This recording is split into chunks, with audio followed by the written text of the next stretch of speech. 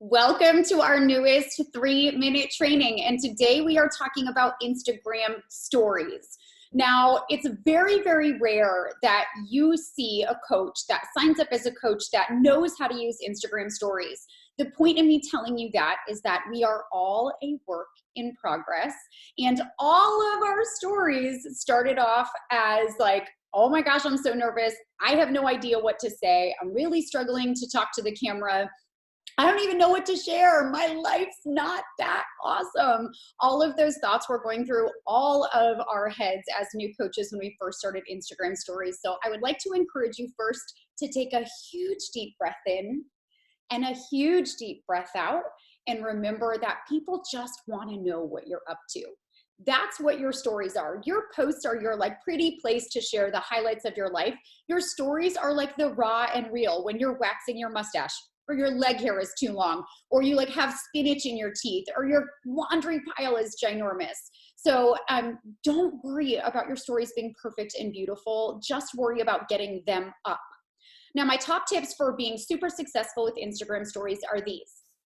First and foremost, you need to show up consistently. You cannot just have stories one day and then none the next day, and one day have 38 of them and the next day have 2. It's absolutely not going to work. You need to apply your stories consistently. So I highly recommend looking at having a bare minimum of 6 stories a day, and anywhere from 6 to all the way up, but 6 minimum. At least one of those stories needs to be something about the Beachbody world, whether it's a clip of your workout or you shaking up your shake or the recipe that you're making for dinner. It's important that every single day you're adding some kind of value and showing people how you are living as a product of the product.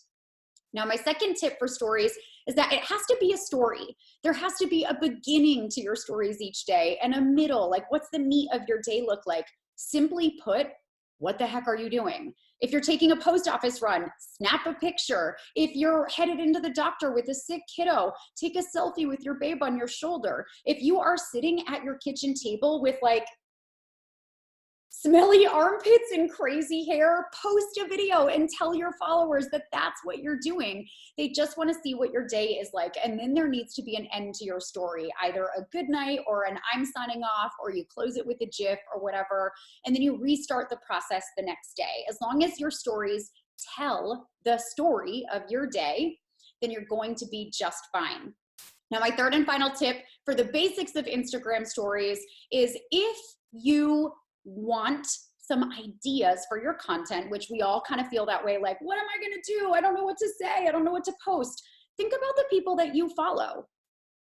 Look at their stories. Why do you follow them? Probably because they're giving you some kind of quality content, a recipe each day, or a tip of the day, or some kind of encouraging quote. They probably also do something silly and totally weird, like I shave their armpits on their stories, done that, or they're brushing their teeth and trying to talk to you, or their baby is screaming bloody murder on the floor. Be realistic about what it is that you're posting and go ahead and look to those people for inspiration and ideas. If you're engaged and watching and listening to their stories, then as you post that same type of content, your followers are going to be engaged and watching your stories as well.